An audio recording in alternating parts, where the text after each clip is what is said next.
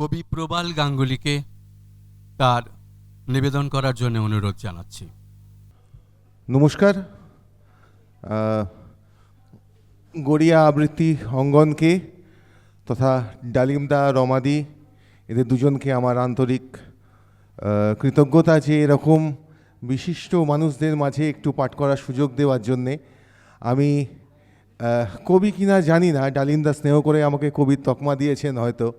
আমি মূলত গান লিখি, তবে গানের বাণী যদি কবিতা হিসেবে গণ্য হয় তাহলে হয়তো আমি কবি। কয়েক বছর আগে আমি ভেবেছিলাম বলবো একটা অন্য জিনিস, কিন্তু সুবোধবাবুরা যে তারটা বেঁধে দিয়ে গেছেন আমি সেখান থেকেই পড়ছি, কারণ লোকসভা ভোট আসন্ন।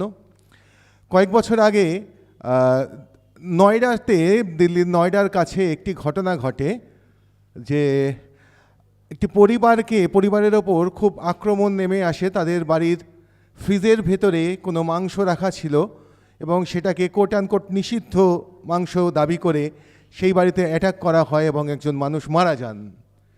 তো তারপরে আমি এই গানটি লিখেছিলাম, সেটা আমি কবিতার আদলে, গানের বাণীর আদলে পড়ছি। মিলবেই মিলবেই সুর তোমার আমার এক সুরে, মিলবেই মিলবেই সুর তোমার আমার এক সুরে। রাজনীতি করছে ওরা, ধর্ম নিয়ে লড়ছি মোরা, রক্তের রং সবারই এক ঝরছে যা মাটির ওপরে। মিলবেই মিলবেই সুর তোমার আমার এক সুরে। খিদের পেটে তো এক সব্বাই সব সম্প্রদায়, খিদের পেটে তো এক সব্বাই সব সম্প্রদায়। অনাহার ঠেকাবে কে কোন ধর্মের বিভেদ রেখায়। গলায় দড়ি আছে রামের চাকরি নেই কপালে। একটু মন দিয়ে শুনবেন। গলায় দড়ি আছে রামের চাকরি নেই কপালে। এই রাম হচ্ছেন মানুষ রাম। তিনি আমাদের পরিবারে জন্মান, বেকার হয়ে ঘুরে বেড়ান, নয়তো ডেলিভারি বয়ের কাজ করেন। গলায় দড়ি আছে রামের চাকরি নেই কপালে। রিজিয়া মরছে প্রসবকালে গ্রামের হাসপাতালে। বঞ্চনা বুকের মাঝে একতা হয়ে বাজে, বঞ্চনা বুকের মাঝে একতা হয়ে বাজে।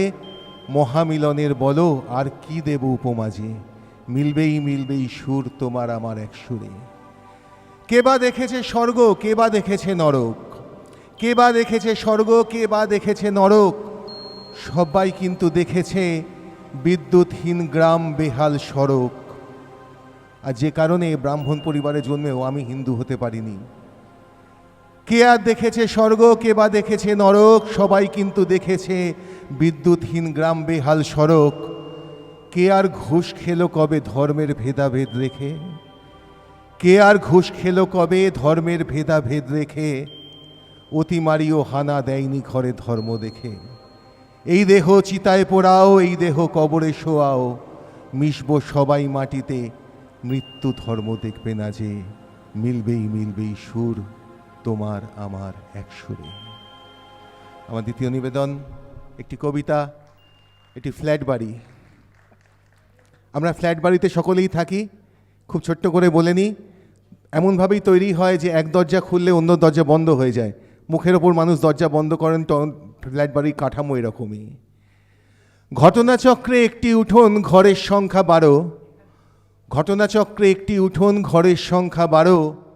মুখোমুখি বাস, তবু দেখি মুখ দেখা দেখি নেই কারো। 1000-1200 বর্গ ফুটে নিজ নিজ জমিদারি। একা একা বাঁচে এখানে মানুষ, এর নাম ফ্ল্যাট বাড়ি। পাড়ার এক কোণে 3 তলা বাড়ি, কত বেশি ভাগ কার। ভাইতে ভাইতে দ্বন্দ্বের ঝোপে কোপ দিল প্রমোটার।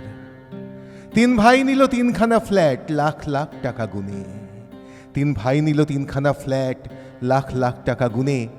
সেই ফ্ল্যাট তারা বেচে দিয়ে চলে গিয়েছে অন্যখানে। বাপের ভিটে ভাঙা পড়ে গেছে, ভাইয়ে ভাইয়ে ছাড়াছাড়ি। ধ্বংসের মাঝে উঠল গড়ে আমাদের ফ্ল্যাট বাড়ি। এক বৃদ্ধ দম্পতি সেখানে থাকেন, তারা কি বলছেন? এখানেই ফ্ল্যাট কিনেছি, বসত করছি বছর 2। এখানেই ফ্ল্যাট কিনেছি, বসত করছি বছর 2। ছেলে বিদেশে, একা দম্পতি সত্য ছুঁই ছুঁই। কারো ঘরে চলে টিভি সিরিয়াল, কারো ঘরে হয় পার্টি। ফ্ল্যাটের মিটিংয়ে মুখোমুখি হলে শুরু কথা কাটাকাটি।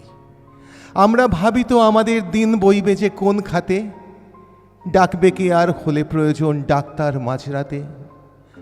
দরজা বন্ধ ফ্ল্যাটেই হয়তো বন্ধ হবে যে নারী, দরজা বন্ধ ফ্ল্যাটেই হয়তো বন্ধ হবে যে নারী, আমার মৃত্যুর নীরব সাক্ষী হবে এই ফ্ল্যাট বাড়ি। ধন্যবাদ।